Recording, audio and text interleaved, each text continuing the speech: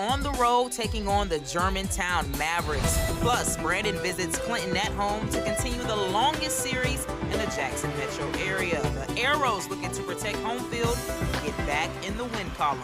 And Jackson Academy and Jackson Prep go head-to-head, two undefeated teams battling it out. All the action, big plays, and hard hitting starts now.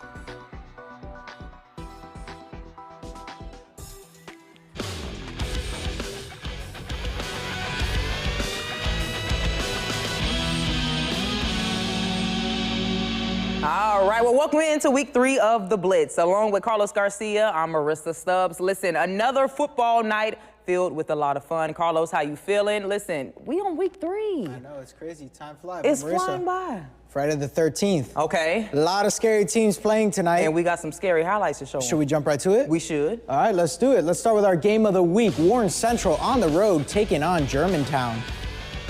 Two top 20 teams in the state facing off at Germantown, and we're going to start with Warren Central's Aiden Greer taking the handoff from a couple yards out, and he's going to get the scoring started. Warren Central on the board first, but here comes Germantown. Quarterback King White throws a wide open dot. Dre Stevenson up the sideline. He's going to take this one all the way to the house. 80 yards for the touchdown. Nobody's going to stop him.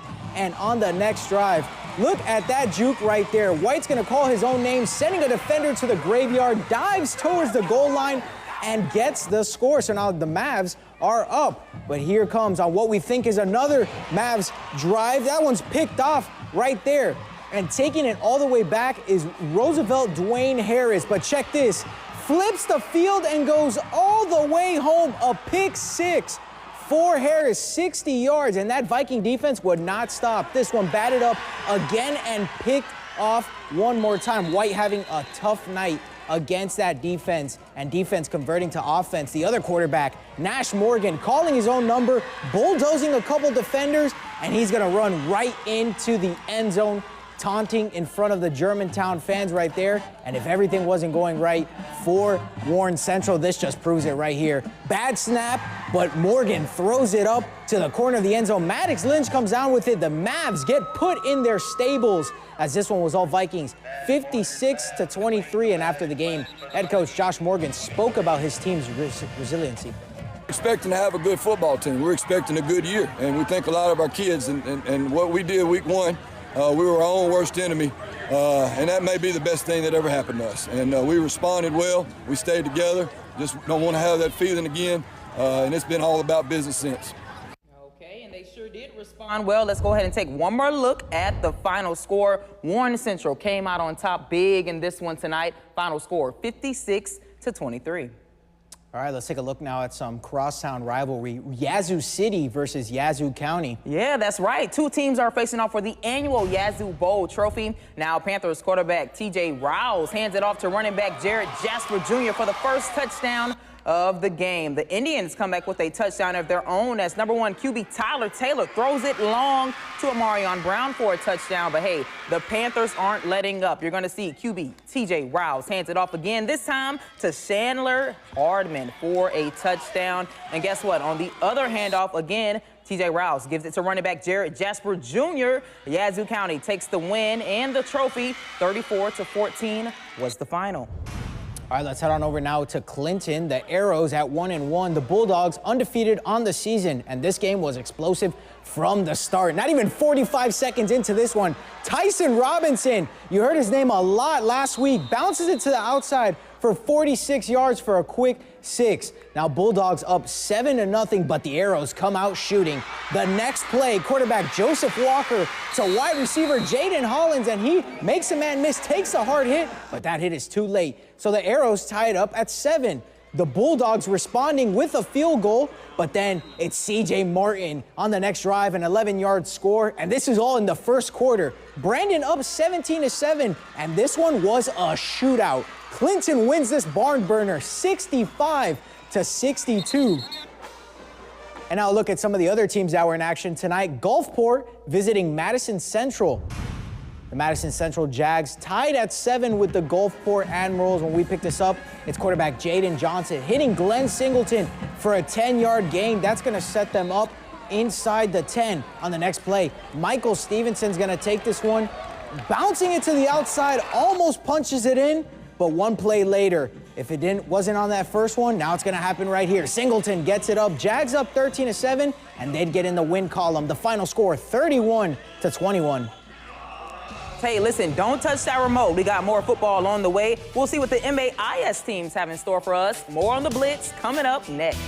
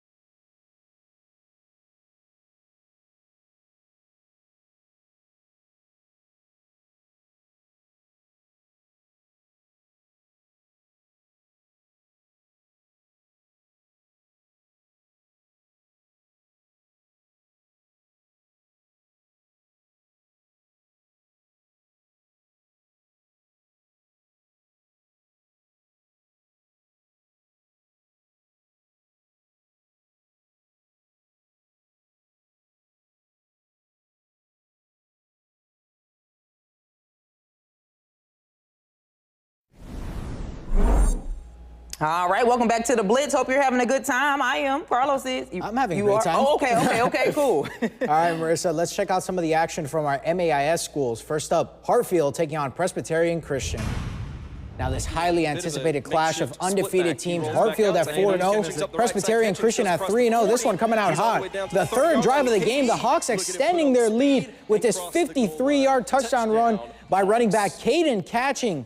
And then Smith Stringer, the sophomore quarterback for PCHS. Look at him scrambling around, little Mahomes-esque. Throws this one on a dime, and what a catch. Jet Henderson hauls that one in for 28 yards. Now in the second corner, look at that man going up. Cayman Taper to Kenzie West on a back shoulder to the back of the end zone. 21-0 now for Hartfield. They go on to improve to 5-0 with a commanding, get this, 71-0 victory, while PCHS fell to 3-1.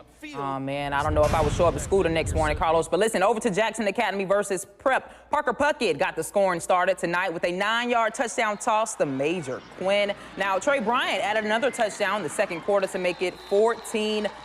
And guess what? Well, right before the half, that will be Parker Puckett again, finding John Ed Maddox from 26 yards out to increase the lead to 21-0 at halftime. But then you're going to see after halftime, Gardner Young snagged this 16-yard pass from Parker Puckett to push the lead to 28-0 in the third quarter. Now, J.A. finally got on the board in the fourth quarter with a field goal by Rhett Robinson and this 18-yard by John Thomas to reception from Pruitt James.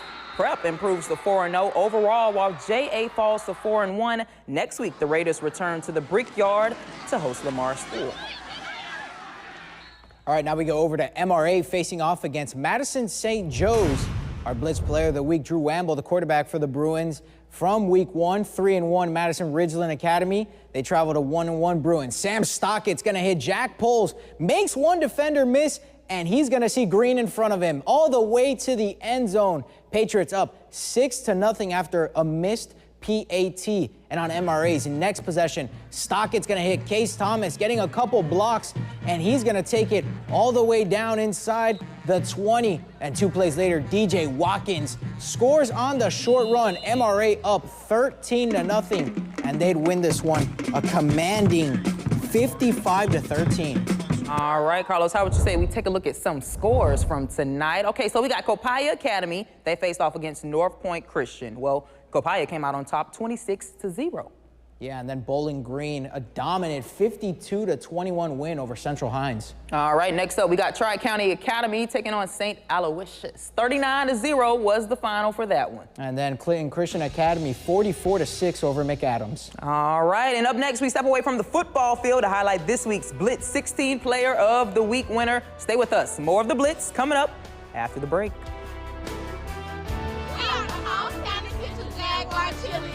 And you're watching Blitz 16. Go Jags! Go Big Red! Let's go!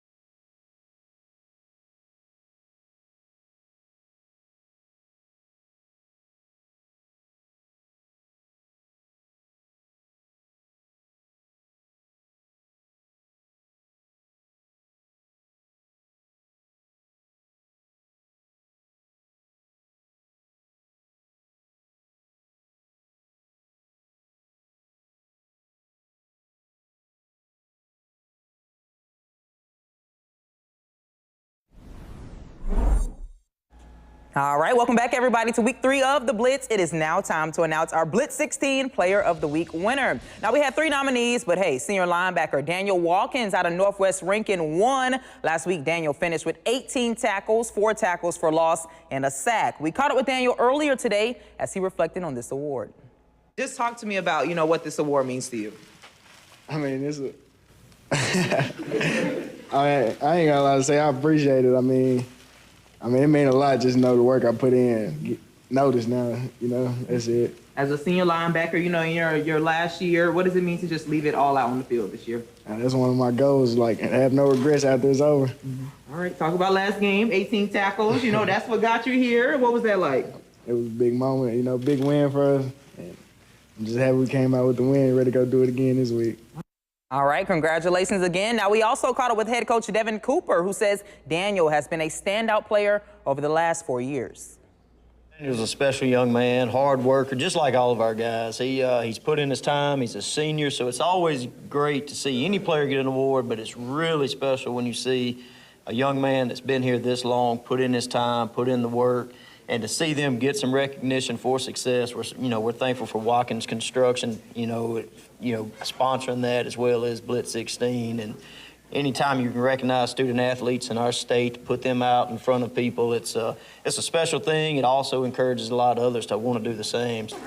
All right. So, hey, y'all, next week we need a new winner. And here's how to nominate the next player of the week. In an email, you can send Carlos or myself the player's name, classification, school, position, and stats from their game. Our emails are right on your screen. Take a picture, write it down, do all you got to do. You have until Sunday at 4 p.m. to submit your nominees. The nominees will be announced Sunday during our 5:30 p.m. newscast. The voting window opens on WAPT.com after the nominees are revealed at 5:30 on Sunday. Now, the voting window closes Wednesday at noon. All right, once again, don't touch that remote. After the break, we will go back out to the football field. For more highlights, you're watching The Blitz on WAPT.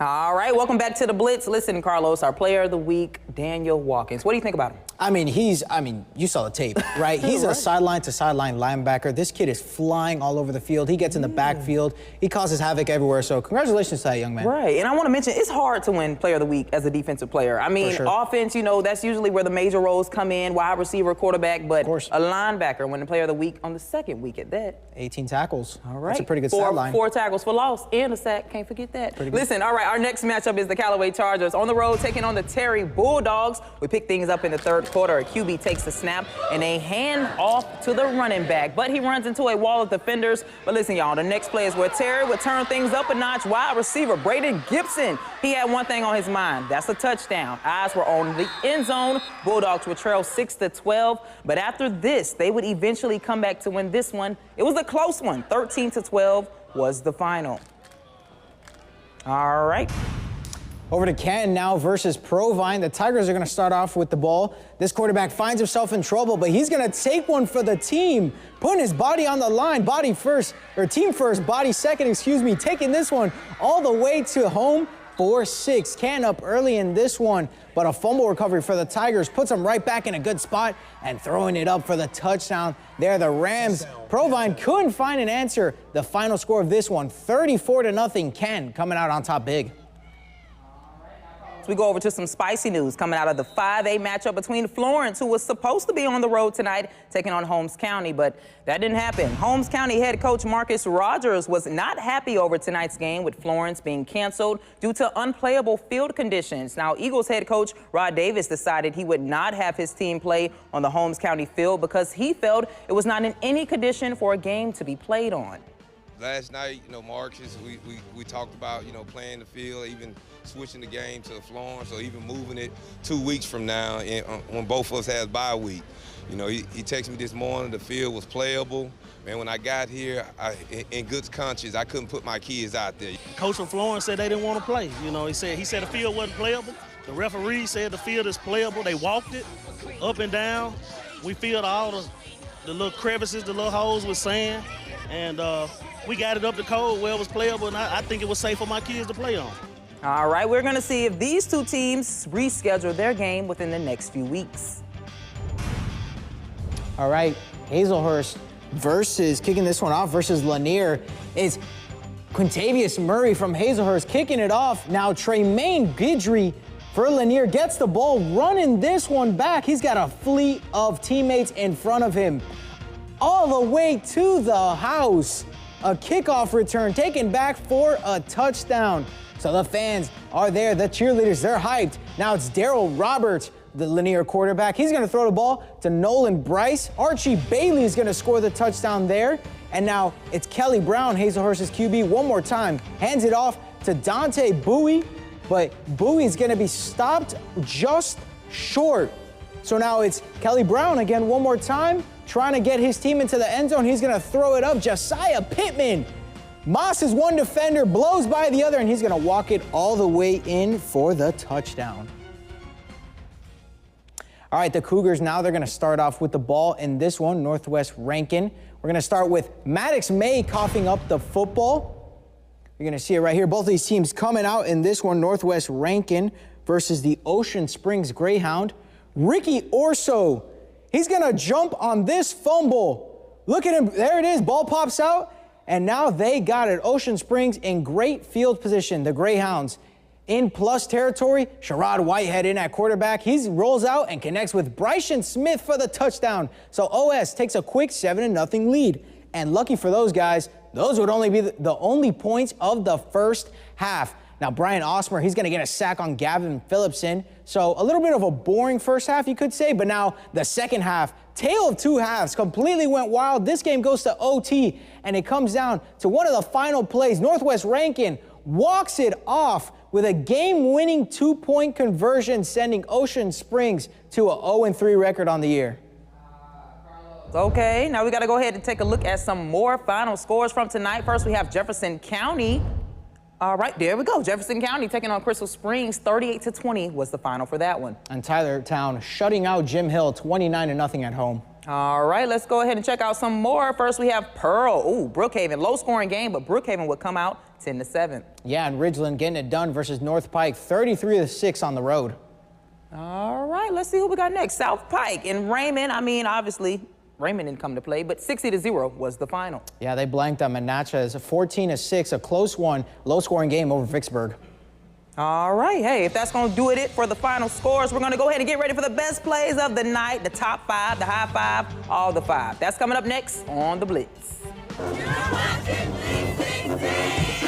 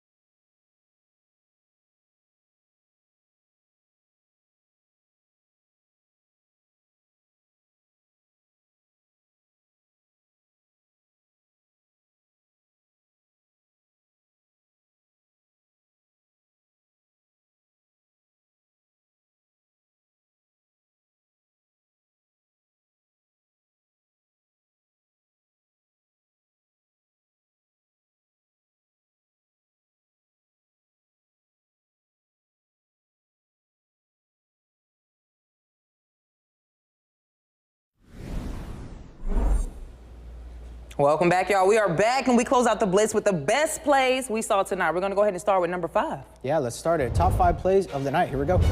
All right, let's see who we got up first. Ooh, the quarterback just started right out the gate. He threw it to his receiver. Receiver told the defenders to get off me. Then he ran it all the way home, Carlos. I mean, you can't coach that. Threw him right to the dirt. Told him, get off me. I'm taking this one all the way to the crib. All right, let's check out play number 4 now. Yazoo City.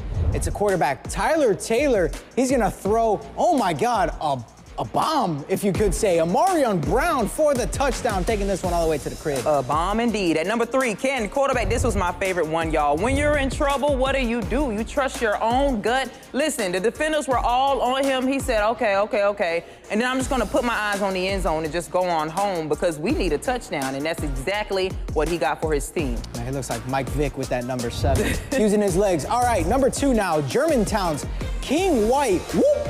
See you later, sending that defender to the graveyard and dives on the goal line, giving the Mavericks a score. Unfortunately for them, and he looked at the ref to make sure that it was a touchdown. I know that's right. That's what all the celebrations there. You see all the teammates joining in. They were hyped at that point. Right. All right. Number one.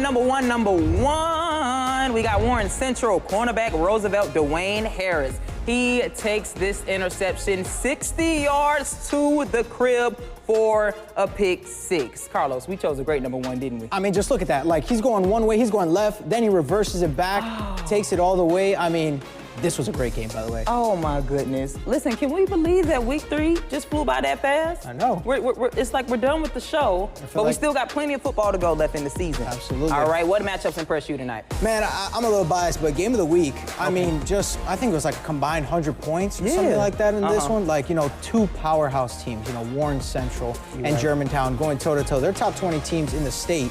And, Warren Central, they came into a hostile environment. They came on the road. They got it done. Right. You know what game we can't forget about? Clinton versus Brandon. I mean, the score 65-62. Crazy. Hopefully I'm right if I can recall. My memory is a little crazy. But listen, no, honestly, the Terry Bulldogs had a great comeback win. They were down 6-12 in the third quarter and would eventually come back to win that one 13-12. So shout out to the Terry Bulldogs. Yeah, listen, game. It's not over until the final, the buzzer be to go off. So football is football, okay? Football is life. All right, well, hey, that will do it for week 3. Remember, you can catch Joe Cook right here tomorrow for 4th and Goal. He will actually be at the Southern versus JSU game. That's going to be a good game. But hey, that'll do it for us. Enjoy your night and stay safe.